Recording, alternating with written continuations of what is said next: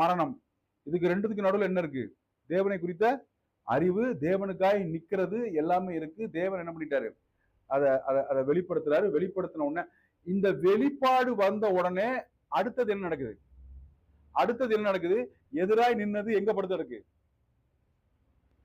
இதேதான் உங்களுடைய வாழ்க்கைக்கும். தேவனை தேவனை நீங்க தேவன் மீது நீங்கள் அன்பு கூற அன்பு கூற அன்பு கூற சுற்றி நிக்கிற எல்லா பாவத்தையும் தள்ளிட்டு எங்க ஓடுவீங்க? தேவனை நோக்கி ஓடுவீங்க. தேவனுடைய அன்பு, தேவனுடைய புரிதல் வெறும் என்னவா இருக்கு? என்னவா மட்டும் இருக்காது, ஹெட் நாலேஜா மட்டும் இருக்காது, செயலாவும் என்ன பண்ணும்? மாறும். இது செயலா மாறி மாறி மாறி அவர் மீது ஒரு அன்பு பெருக பெருக நடக்க நடக்க நடக்க நடக்க தேவனுக்கும் உங்களுக்கும் இருக்கிற அந்த எல்லா கனெக்ஷனும் அதிகமாகிட்டே போகும். தினந்தோறும் நாம் தேவனோடு கூட இருக்கிற உறவுல வளரலாம். தெரியுமா? எத்தனை பேருக்கு இந்த விஷயம் தெரியும்?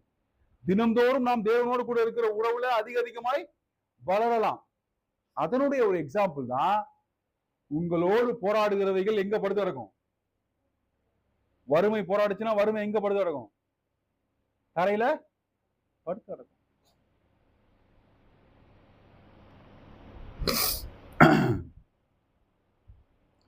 மத்தேயு 1வது அதிகாரம்ங்க.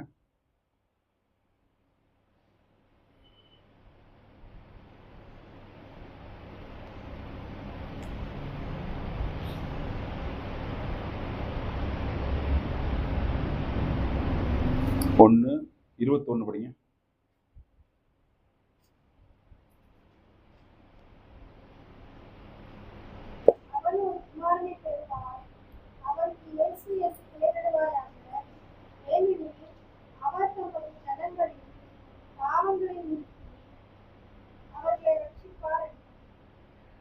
இதுதான் இந்த இந்த கடந்த 2-3 நாளா என்னோட இருதயத்துல ஆனந்தமா இருக்குது.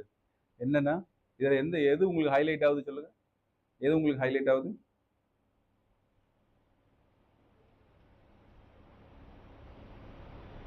எது ஹைலைட் ஆகுது? அவர் என்ன பண்ணுவாராம்? ஜனங்களின் பாவங்களை நீக்குவார். எல்லாரும் சொல்லுங்க, எங்கள் பாவங்களை நீக்கினார், எங்கள் பாவங்களை நீக்கினார்.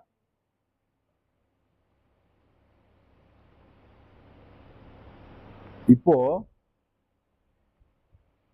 பாவங்கள் தான் தேவனுக்கும் நமக்கும் நடுவுல இடைவெளியை உண்டு பண்ணினது இல்லையா?